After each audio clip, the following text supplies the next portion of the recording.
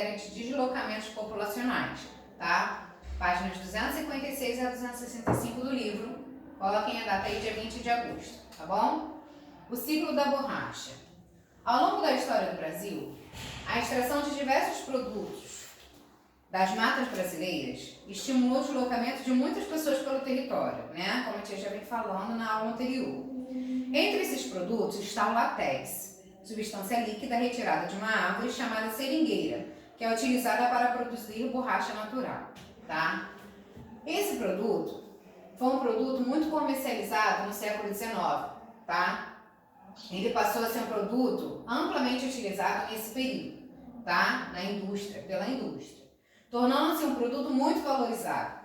O auge da exploração do látex no Brasil ocorreu entre o final do século XIX e as primeiras décadas do século XX. Esse período ficou conhecido como ciclo da borracha, ou seja, o período em que o látex, produto muito valorizado, né, foi extraído de grande quantidade, tá? Atraídos pela promessa de encontrar trabalho e em boas condições de vida, milhares de pessoas migraram para a região norte do país, com o objetivo de trabalhar na extração do látex. A maior parte dessas pessoas vinham da região nordeste do Brasil. A vida em meia mata. As pessoas que trabalhavam na extração do látex, conhecidas como seringueiros, enfrentavam difíceis condições de vida em meio à floresta amazônica. Elas viviam isoladas na selva, em pequenas cabanas improvisadas. Doenças como a malária, a febre amarela eram comuns e não havia acesso ao atendimento médico.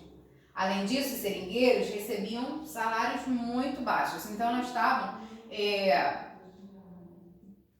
vulneráveis a qualquer tipo de coisa, né, ali, tá bom? A vida na mata não era uma vida legal. O problema da seca. Ao longo do século XX, por causa das difíceis condições de vida agravadas pela seca, muitos nordestinos deixaram seus lugares de origem, né, em busca de melhores condições de vida nas grandes cidades.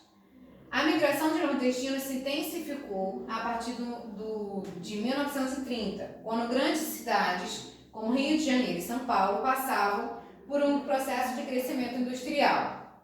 Esses migrantes foram empregados em diversas atividades nos grandes centros urbanos, principalmente nos setores da indústria, da construção civil e do comércio, né? Eu lembro quando era criança que se falava muito em problema de seca no Nordeste, né? E por conta disso muitas pessoas saíam do Nordeste para morar em outros lugares por conta, né, dessa seca que dominava, né, o lugar onde eles moravam. E era muito ruim porque um lugar onde não tem água, o que você vai fazer se você precisa de água para tudo? O êxodo rural. O deslocamento de um grande número de pessoas do campo para as cidades é chamado de êxodo rural. Esse tipo de migração pode ocorrer por diversos motivos.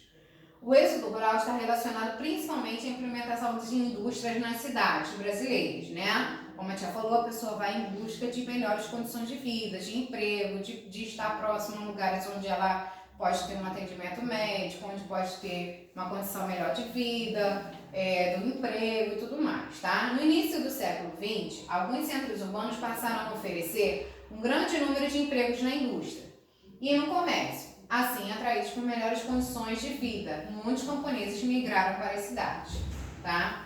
A mecanização do campo, né? Antigamente as coisas eram feitas todas manual, né? Ao longo que as coisas foram se modernizando, né? As cidades foram se modernizando, o campo também se modernizou. E aí na segunda metade do século XX, a modernização promovida pela industrialização atingiu também as áreas rurais, né, trazendo um melhor tipo de produção ali para eles, tá? Então, a utilização de máquinas nas lavouras, como tratores e colheitadeiras, permitiram um aumento da produtividade agrícola, ou seja, teve um aumento na produção, automaticamente eles venderam mais, né, e ganharam mais, tá bom?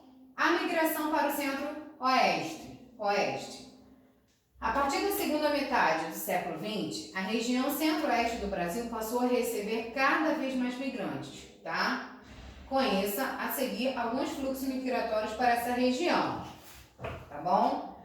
Por exemplo, a construção de Brasília. Em 1956, o governo brasileiro iniciou a construção da cidade de Brasília para ser a nova capital do Brasil, em substituição do Rio de Janeiro, né? Até então, a capital do Brasil era no Rio de Janeiro, e eles começaram a construir Brasília para ser a nova capital. Para realizar esse projeto, o governo necessitou de mão de obra de muitos trabalhadores, né? E aí gerando mais empregos. Dessa maneira, milhares de pessoas migraram, né, de seus lugares de origem para irem morar, né, próximo ao seu trabalho, né, próximo à construção da nova capital, tá? Então, eles migraram, né, para trabalhar lá no centro do nosso país. Após o término das obras, muitos desses trabalhadores, conhecidos como candangos, ficaram morando em cidades perto de Brasília. Os migrantes do Sul. Por volta de 1970, milhares de pequenos proprietários rurais do Sul do Brasil, que estavam endividados e enfrentavam dificuldades para manter suas propriedades, migraram em busca de novas terras. Muitos desses proprietários migraram principalmente para a região centro-oeste do Brasil, onde era mais fácil adquirir terras.